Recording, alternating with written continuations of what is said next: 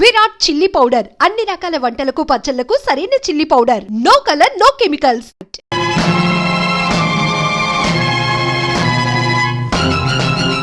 నా ఇష్టం వచ్చిన వాడితో ఆడతాను పాడతాను, మధ్యలో నువ్వెవతివి? నేను ఎవర్నా? నువ్వు కావాలనుకుంటున్న ఆ వెధవకి పెళ్ళాన్ని. పెళ్ళానివా? పెళ్ళం? నువ్వు అతనికి పెళ్ళం, అతను నీకు మొగుడు. అసలు నీలో పెళ్ళానికి ఉండవలసిన లక్షణం ఒక్కటైనా ఉందా? మొగుడు ఎంగిలి పళ్ళాల్లో తింటూ ఉంటే చూస్తూ ఊరుకోవడం పెళ్ళం లక్షణమా? తలకి నూనెలా పెట్టుకోకుండా మాసిన గుడ్డలతో ఊరంతా బికారామల్లా తిరుగుతూ ఉంటే చూస్తూ ఊరుకోవడం పెళ్ళం లక్షణమా? సరే, అతను తప్పు చేశాడే అనుకో, అందుకని బూటకాలతో తన్నడం అది పెళ్ళం లక్షణమేనా? అతను నీ మొగుడు అంటున్నావు కాబట్టి వెళ్ళిపోతున్నాను. నిజంగా జీవితంలో నాకు అతను లాంటి వాడు దొరికితే నీలాగా భ్రష్టురాల్ని కాను. అతనితో హ్యాపీగా జీవితాన్ని పంచుకుంటాను. వస్తా. పెద్ద సావిత్రి వచ్చింది నాకు బుద్ధి చెప్పడానికి. నువ్వా? రాత్రి అంత గొడవ జరిగాక మళ్ళీ నన్నెందుకు పిలుస్తావు? పిలవకి ఏం చేయమంటావు చెప్పు. అసలు రాత్రి నీకు ఎన్నో సంగతులు చెప్పుకోవాలనుకున్నాను, కానీ అది ఇంత మూలాన్ని నోరు మూసుకోవాల్సి వచ్చింది. మరే రాత్రి నీ మాటలన్నీ విన్నాక నేను ఓ మొగుణ్ణి అన్న సంగతి నాకు జ్ఞాపకం వచ్చింది. అది కాకుండా నీకు పెళ్లి కాకపోయినా మొగుణ్ణి ఎట్ట గౌరవించాలో, ఎట్ట లాలించాలో, ఎట్ట బుజ్జగించాలో నీకు తెలిసినంతగా ఇండియాలో ఎవరికి తెలియదు అనిపించింది. అంచేత నువ్వు అంటే మన ఇద్దరం పెళ్లి చేసుకుందాం. నేను అంటే మాత్రం నీ పెళ్ళం ఊరుకుంటుందా? ఇదిగో దాని సంగతి ఎత్తకో, దానికి విడాకులు ఇచ్చేస్తాను. నువ్వు అంటే సరే, నేను అంటాను. మరి మా పెద్దోళ్ళు ఒప్పుకోవద్దు? మీ పెద్ద నొప్పింది ఎంతసేపు కుస్తా బహార్. నిన్నే పెళ్ళాడాలని నువ్వు పుస్తకం ముందు అనుకుంటుంటే ఇప్పుడు ఈ ఉడతమొహం పెడతనా ఊరుకొని తీసుకొచ్చి పెళ్ళాడతానంటావా? చంపేస్తాను. నువ్వన్నది నేను ఉడతమొహం పెడతనా కొడుకునే కావచ్చు, కానీ నా మనసు మాత్రం మడత మంచం లాంటిది. అవును మావా, ఇతని మొహం దరిద్రంగా ఉన్నా మనసు మాత్రం మడత మంచం లాంటిదే. నువ్వు ఇప్పుడు మా అమ్మాయిని పెళ్లి చేసుకుంటే నీ జ్యోతి మా ఇల్లు పీకి పంది రాస్తుందేమో. అది ఇల్లు పీకి పంది వేస్తే ఆ పందిట్లోనే దాన్ని కుక్కలా కట్టేసే బెమ్మ రహస్యం నా గుప్పిట్లా ఉంది. కుస్తా బహార్. ఆ గుప్పిట్లో ఉన్న రహస్యం ఏంటో చెప్పు నాయనా. ఐఎమ్ సారీ, నేను చెప్పను.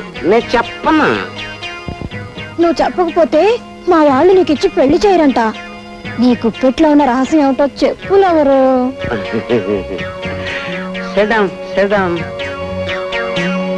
జాగ్రత్తగానండి చూడండి, నువ్వు కూడా జాగ్రత్తగా చెప్పు.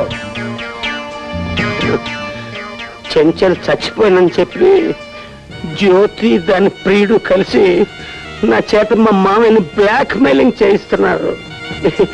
అసలు నిజం చెప్పాలంటే చెంచల్ చచ్చిపోలేదు, బతికే ఉంది.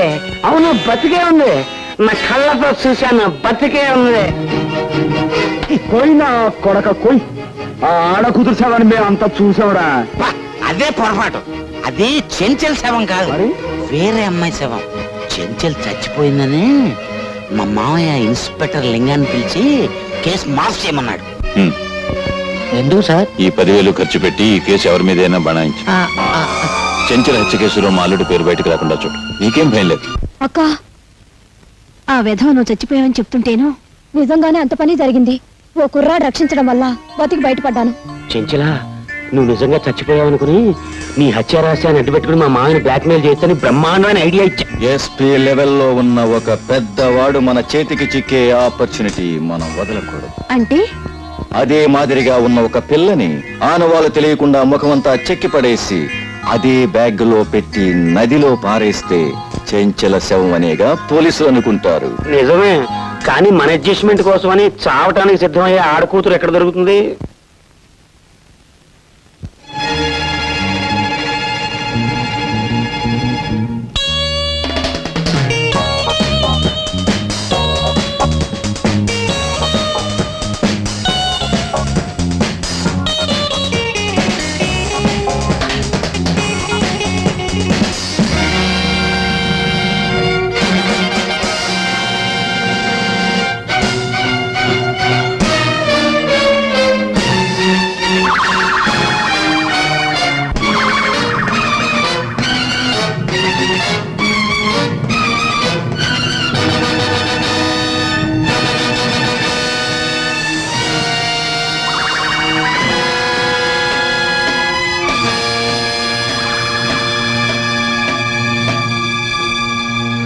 ఇప్పుడు చెప్పండి, చెంచల్ చచ్చిపోయిందంటారా బతికిందంటారా?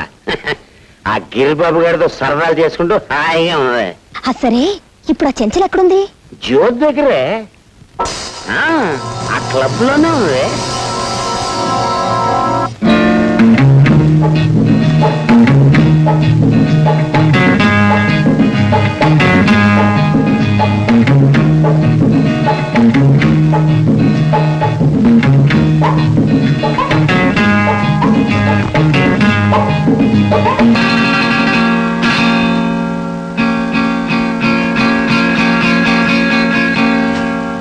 చెంచల్ చచ్చిపోలేదు, బతికే ఉంది. ఇంపాసిబుల్. చంచల బ్రతికుండే అవకాశం ఇది. చంచల హత్య చేయబడినట్టు కోర్టు వారు నమ్మారు. నిందితుడికి శిక్ష కూడా విధించారు. ఈ కేప్ రికార్డులో వాడి మాటలు ఎవరో తాగుమతి మాటలే ఉన్నాయి. అంచేది ఈ మాట అసలేనమ్మా.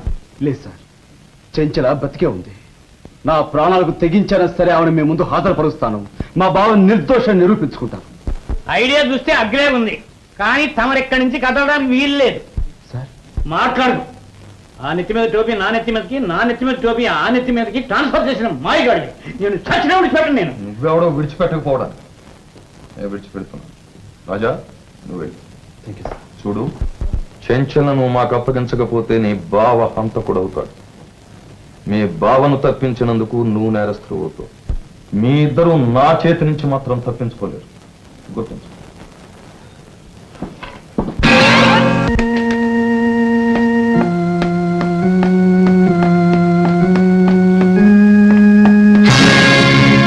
మీరు బయటకు వెళ్ళడానికి వీల్లేదు.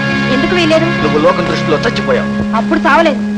చావు నుంచి తప్పించుకొచ్చినా ఖైదీలై 4 గోడల మధ్య బ్రతుకుతున్నందుకు ఇప్పుడు చచ్చినట్టు అనిపిస్తోంది. ఫూల్లా మాట్లాడుకు. చెంచల నిజంగా చచ్చిపోయిందని నమ్మించడానికి రీటాని చంపాం. ఇప్పుడు మీరిద్దరూ షికార్లు కొడితే చెంచల్ని ఎవరైనా చూస్తే ఏమవుతుంది? నీ పథకాలు ఫలించడం కోసం నా సరదాలను నాశనం చేసుకొని నేను ఇక్కడ సజీవ సమాధి కావాలా? ఇంపాసిబుల్. కరెక్ట్. చెంచలా నేను సరదాగా షికారులు కొట్టకపోతే ఆమె చావు నుంచి తెప్పించుకున్న ఫలితం ఏమిటి? You rock! ఎస్పీ గారి అల్లుడువని, మాకు ఉపయోగపడతావని ఈమెను నీకు అప్పగించాం. కానీ నువ్వు బెదిరించడం, బ్లాక్ మెయిల్ చేయడం నీకే తెలుసు అనుకోకు. చెంచల్ హత్య కేసులో ఎస్పీ నువ్వు బ్లాక్ మెయిల్ చేస్తే రీటాను చంపిన హంతకుడిగా నిన్ను మేం బ్లాక్ మెయిల్ చేయగలం. జాగ్రత్త. మనకి పోట్లాట్లు అనవసరం. మేము ఎవరికీ కనిపించకుండా అలా కాసేపు బయటికి వెళ్ళొస్తాం. రాడి.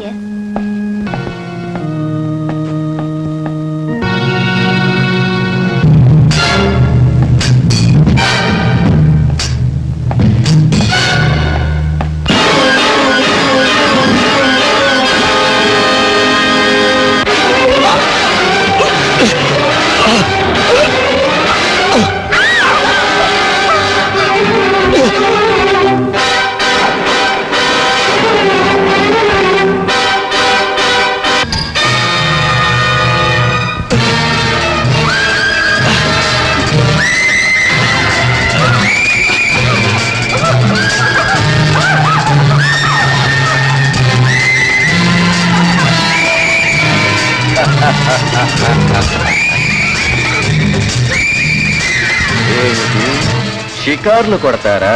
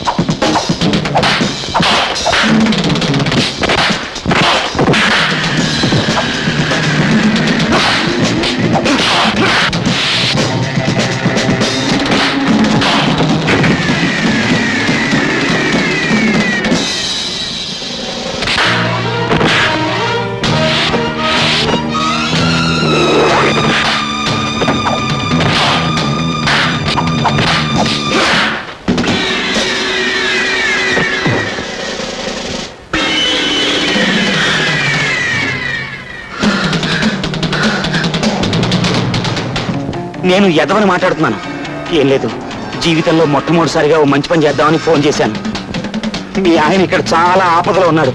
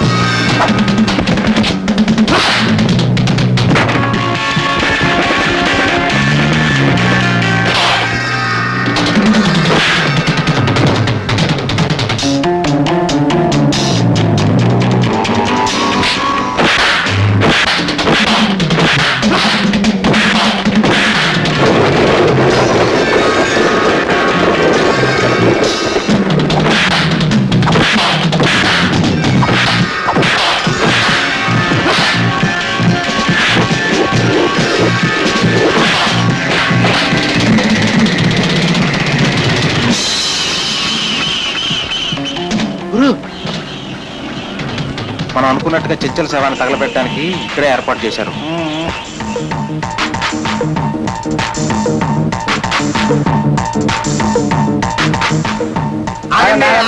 నాగండి, మీరు చెప్పింది ఏంటి? తెచ్చిన శవం ఏంటి? ఇది ముస్లిం శవం కదా. ముస్లిం శవం కాదయ్యా, ముసుకేసి తీసుకొచ్చావంతే. అయితే ముసుగు తీసి శవం మాకు అప్పచెప్పండి, మాకు ఒక గ్యారంటీ ఉంటది. నేను తగలట్టుకుంటా, మీరు వెళ్ళిపోండి. అదేం కుదరదయ్యా, మేము ఉంటాం. ముస్లిం శవమే. మూర్ఖులా ఉన్నారు. శవం తగలబెట్టడం మీద మనకు కావాల్సింది. అలాగే కానివ్వండి. కలకది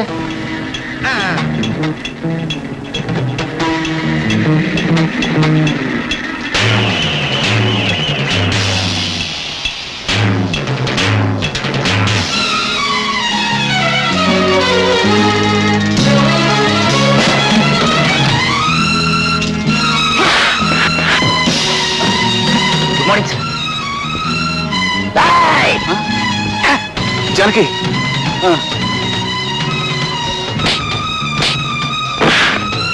జానకి,